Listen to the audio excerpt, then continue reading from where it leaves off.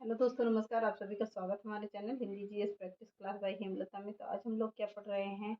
हम लोग तुलसीदास को पढ़ रहे थे। तुलसीदास के बारे में मैंने जन्म, उनके गुरु का नाम क्या क्या है, तो तुलसीदास को आधा समझा दिया था। अब वहाँ से पॉइंट करके लिखते हैं। क्या पॉइंट करके लिखते हैं?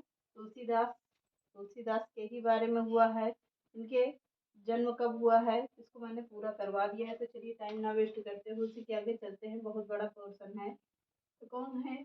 पॉइंट करके लिखिएगा। नरिहर दास जी जब इनके माता पिता की मृत्यु हो जाती है, तुलसीदास के माता पिता की मृत्यु हो जाती है, तो क्या करते हैं? गुरु नरिहर दास जी तुलसीदास को लेकर कहाँ चले जाते हैं? बनारस चले जाते हैं। बनारस चले जाते हैं और कहाँ पर? पंचगंगा घाट। पंचगंगा घाट या रामनंदी संप्रदाय की गद्दी पर बाबा शेष सनातन, किससे? बाबा शेष सनातन से किसका ज्ञान करवाते हैं? वेद का, वेदांग का, ज्योतिष की शिक्षा दिलवाई। कौन कौन सी? तुलसीदास जी कौन कौन सी शिक्षा ग्रहण कर रहे हैं? वेद, वेदांग और क्या? ज्योतिष की शिक्षा दिलवाई थी। इनकी भक्ति कैसी थी? ये भक्ति कैसे करते थे? क्या दास से भाव की भक्ति करते थे? किसकी? दास से भाव की भक्ति करते थे। अब रचनाएं में क्या है? रचनाएं इनकी 5 बड़ी रचनाएं हैं और कितनी? तो 7 छोटी रचनाएं हैं। तो टोटल कितनी रचनाएं हैं? तो 12 रचनाएं हैं इनकी। कुल छोटी बड़ी मिलाकर कितनी रचनाएं हैं? 12 रचनाएं मानी जाती हैं तुलसीदास की। तो पहली रचना कौन सी है? पहले देखते हैं बड़ी रचनाओं। बड़ी रचनाएं में क्या है? पहले 5 बड़ी रचना है और 7 कितनी है? 7 छोटी रचनाएं हैं। तो बड़ी रचनाएं हेडिंग डाल लीजिए। बड़ी रचनाएं में पहला कौन सी है? दोहावली है। दूसरी कौन है? कवितावली है। तीसरी कौन है? कवित्त रामायण है। चौथी कौन सी है? तीसरी कौन सी है? गीतावली है। चौथी है रामचरितमानस। पांचवी कौन सी है? विनय पत्रिका। यह हो गई बड़ी रचनाएं। कौन सी? दोहावली, कवितावली या कवित्त रामायण, गीतावली, रामचरितमानस और विनय पत्रिका। यह हो गई इनकी बड़ी रचनाएं हो गई। विनय पत्रिका में क्या? कौन सी लाइन वेरी इंपॉर्टेंट है? सारी वाली लेकर ब्रज को चली। वेरी इंपॉर्टेंट लाइन है। पूछा जाता है किसमें कहा है? किस रचना में कहा गया है? तो विनय पत्रिका में कहा गया है। सारी वली कहाँ? ब्रज को चली। कहाँ पर लेकर चली? तो ब्रज को लेकर चली। अब हेडिंग डाल लीजिए छोटी रचनाएं। अब इनकी छोटी रचनाएं कौन कौन सी हैं? तो चलिए देखते हैं।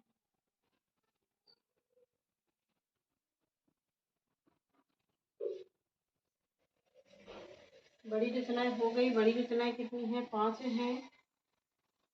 अब हेडिंग डाल लीजिए क्या? छोटी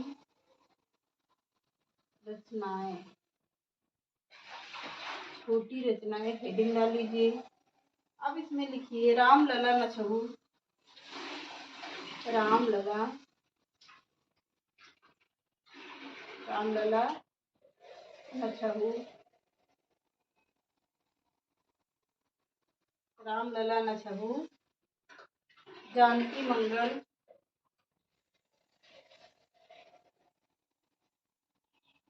जानकी मंगल।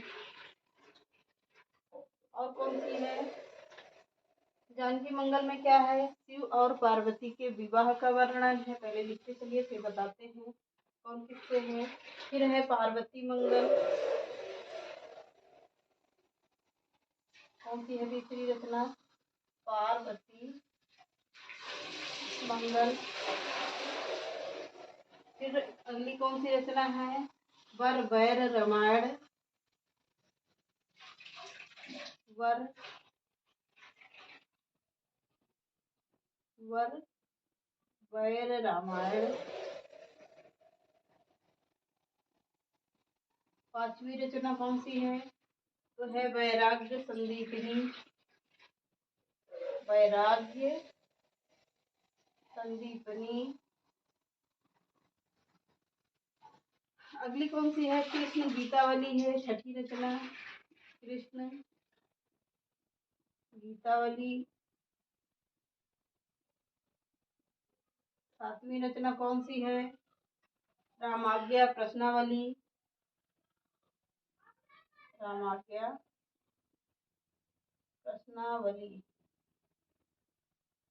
कौन सी है? रामाज्ञा प्रश्नावली। तो रामलला नछहु में क्या है? रामलला नछहु में है राम के जन्म से संबंधित है। राम के जन्म से संबंधित है। संबंधित देख लीजिएगा। फिर जानकी मंगल में क्या है? जानकी मंगल में विवाह है। रामचंद्र जी का सीता जी के साथ विवाह है। राम सीता के विवाह का वर्णन है। इसमें जानकी मंगल में। पार्वती मंगल में क्या है? शिव और पार्वती के विवाह का वर्णन है। भगवान शिव माता पार्वती के विवाह का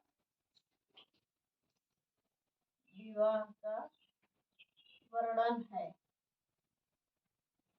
इसके में पार्वती मंगल में। अगला देखिए, पार्वती मंगल में शिव और पार्वती के विवाह का वर्णन है। तो कौन कौन सा है? राम ललन अछहु, जानकी मंगल। जानकी मंगल में क्या है? राम ललन अछहु में क्या है? भगवान राम के जन्म का वर्णन किया गया है। जानकी मंगल में क्या है? राम और सीता के विवाह का वर्णन है। पार्वती मंगल में क्या है? शिव और पार्वती के विवाह का वर्णन मिलता है। तो बरवैर रामायण या वैराग्य संदीपिनी, कृष्ण गीतावली कृष्ण के जीवन पर आधारित होगा। रामाज्ञा प्रश्नावली, यह सब रचनाएं हैं। वेरी इंपॉर्टेंट रचनाएं कौन सी हैं? पहली रामलला नछहु, जानकी मंगल और पार्वती मंगल। इसमें पूछा जाता है कि जानकी मंगल में कौन क्या है? जानकी मंगल की पुस्तक में किसकी रचनाएं की गई हैं, किसके बारे में बताया गया है? तो किसके बारे में? जानकी से समझ लीजिएगा कि जानकी और राम और सीता के विवाह का वर्णन है। पार्वती मंगल से क्या है? भगवान शिव और पार्वती के विवाह का वर्णन मिलता है। रामलला नछहु में भगवान राम के जन्म का वर्णन मिलता है। अब यह हो गया क्या? अब इतना लिख लीजिए। अब इसमें लिखिएगा रामचरितमानस कौन सी है? रामचरितमानस। अब इसमें लिखिएगा किस भाषा में है रामचरितमानस? तो पूर्णतः अवधी भाषा में है। किसमें है? अवधी भाषा में है। अवधी भाषा मैंने बताया भी है, इसको पढ़ाया भी है। किस भाषा में है? अवधी भाषा में है। तत्सम प्रधान अवधी है। कौन सा अवधी है? तो इसमें है तत्सम प्रधान अवधी है। तत्सम प्रधान अवधी है। पूछता है कि रामचरित भाषा में अवधी भाषा है तो पर कौन सी है? तो तत्सम प्रधान अवधी है। अगला पॉइंट लिखिएगा करके। अब तुलसीदास जी ने अयोध्या में रहकर तुलसीदास जी अयोध्या में रहकर अयोध्या में रहकर संवत 1631 में संवत 1631 कब? संवत 1631 में रामचरितमानस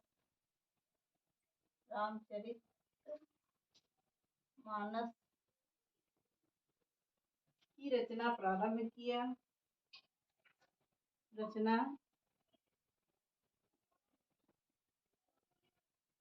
रचना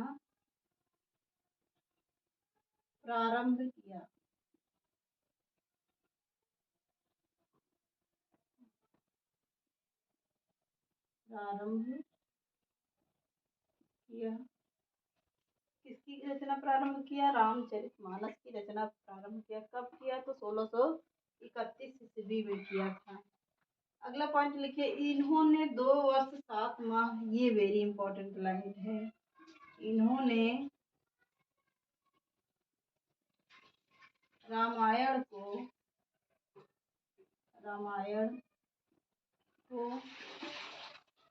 कब तक लिखा? 2 वर्ष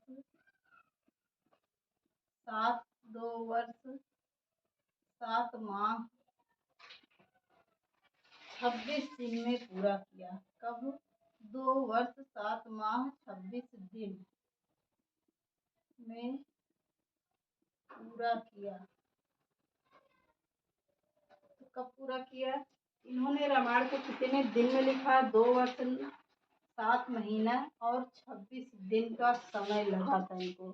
मतलब 26 दिन मतलब 4 दिन और हो जाते तो कितना होता? 8 पूरा हो जाता।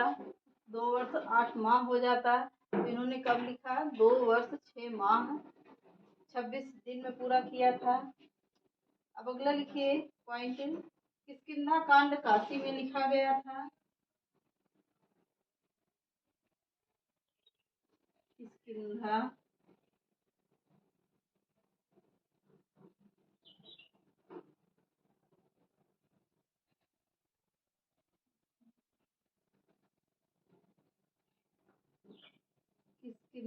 कांड काशी में लिखा गया। किष्किंधा कांड कहाँ पर लिखा? काशी में लिखा। अगला पॉइंट लिखिएगा, रामचरितमानस में 7 कांड हैं। रामचरितमानस में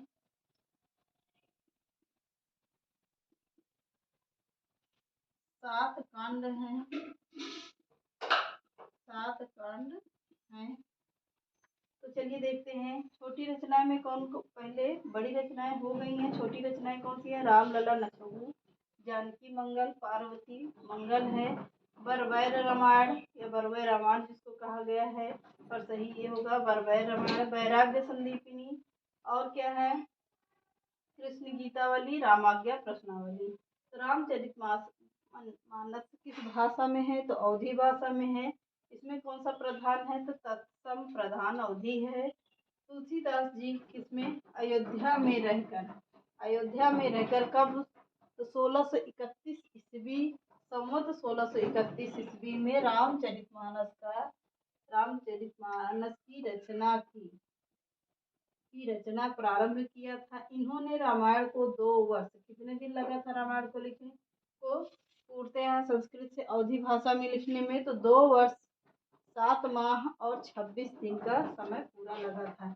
किष्किंधा कांड कहाँ लिखा गया था? किष्किंधा कांड काशी में लिखा गया था। कहाँ पर? तो काशी में लिखा गया था। रामचरितमानस में कितने कांड हैं? तो 7 कांड हैं। चलिए देखते हैं कौन कौन से हैं। मैंने पढ़ाया है फिर भी इसके अनुसार देखना पड़ेगा, बार बार लिखने से याद ही होता है।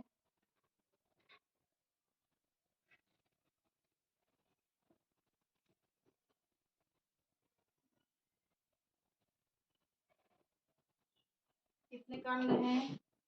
पहला कौन सा कांड होगा? बाल कांड। दूसरा कौन सा होगा? अयोध्या कांड।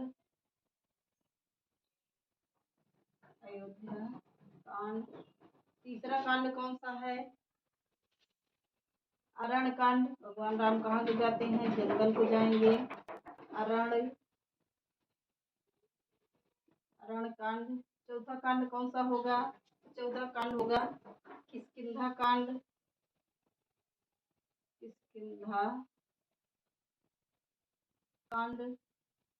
पांचवा कांड कौन सा होगा? सुंदर कांड होगा।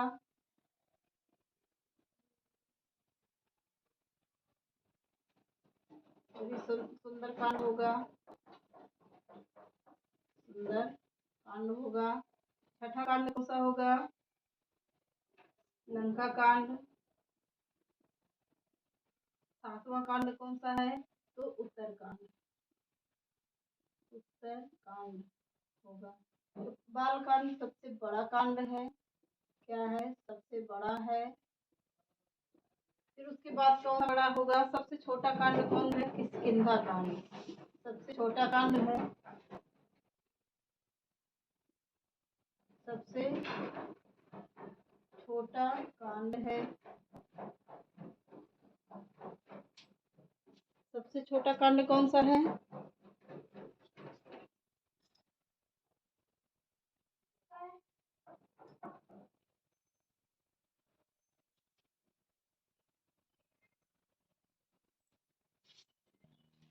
कि कौन कौन से कांड हो गए, तो देखते हैं। पहला कांड कौन सा है? बाल कांड, सबसे बड़ा कांड माना जाता है, अयोध्या कांड है। फिर उसके बाद क्या होगा? बाल कांड में क्या है, राम के जब से पैदा हुए और जंगल में विद्या उद्या सीखने गए, तो कितना टाइम लगा? पूरा 25 वर्ष लगा था। तो इसमें क्या होगा? इसमें बाल कांड सबसे बड़ा कांड माना जाएगा। फिर अयोध्या कांड हुआ था, जिसमें क्या होता है, वह राजा दशरथ की मृत्यु वगैरह होगी, तो उसमें सबसे छोटा कांड होगा। फिर उसके बाद क्या हुआ? भगवान राम कहाँ चले गए? जंगल चले गए, तो फिर क्या आएगा? अरण्य कांड आएगा। फिर उसके बाद क्या करते हैं? जंगल में जाकर पूरे राक्षस राक्षस को मारते हैं। ऐसे करके याद करिएगा, सोच विचार कर, तो वैसे भी सातों कांड याद हो जाते हैं। तो फिर उसके बाद क्या होगा? किष्किंधा कांड होगा, बाली को मारते हैं। और क्या होगा? उनसे हनुमान जी से मिलते हैं, सुग्रीव से मिलते हैं। फिर उसके बाद क्या होगा? सुंदर कांड। क्या होगा? सुंदर कांड होगा कि इसमें सुंदर कांड में क्या हुआ है कि हनुमान जी के पूरी पूरी वर्णन किया गया। हनुमान जी को उनकी शक्तियों का याद दिलवाया गया था, बल को। और फिर उसके बाद क्या होगा? लंका कांड। लंका कांड में, रामायण में क्या होता है? रावण का दहन होगा, मारा जाएगा। और फिर उसके बाद मारपीट कर कहाँ आएंगे? तो घर को आएंगे। क्या कहलाएगा? उत्तर कांड कहलाएगा। तो ये हो गए सातों कांड। अब इसके आगे देखते हैं क्या। अब पॉइंट करके लिखिए। अयोध्या कांड को रामचरितमानस की हृदय स्थली कहा जाता है। अयोध्या कांड को अयोध्या कांड को रामचरितमानस में चरितमानस में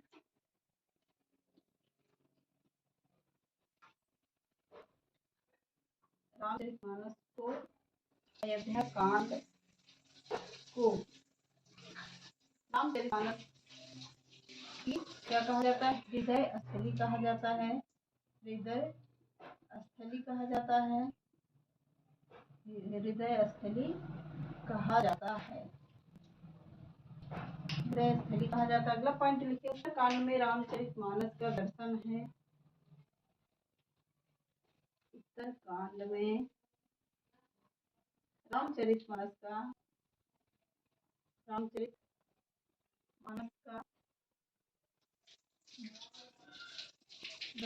है। दर्शन है। इसमें क्या है? ज्ञान दीपक प्रसंग भी है। इसमें क्या कहे है? ज्ञान दीपक प्रसंग है।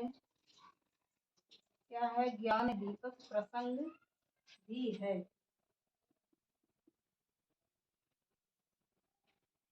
अब अगला पॉइंट लिखिएगा। इसमें ही कलिकाल का वर्णन है। अगला पॉइंट लिखिएगा। इसमें ही कलिकाल का कलिकाल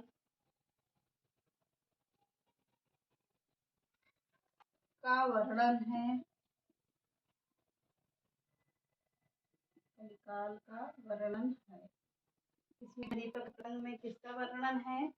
कलिकाल का वर्णन है। अब अगला पॉइंट लिखिएगा। इसमें इसे आगे थोड़ा सा और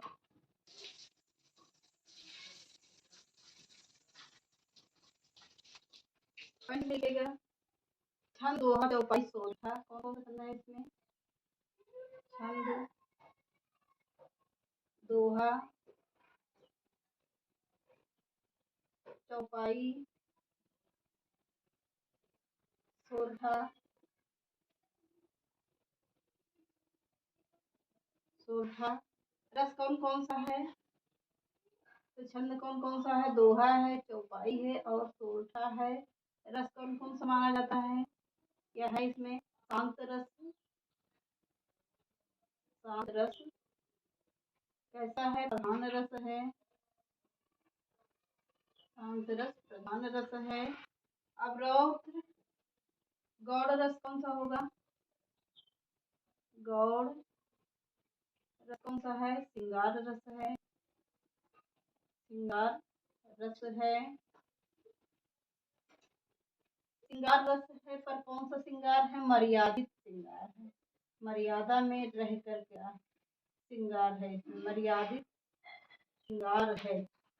मर्यादित का वर्णन है या श्रृंगार है? वर्णन है। अगला पॉइंट लिखिएगा, रामचरितमानस की सबसे बड़ी टीका। रामचरितमानस की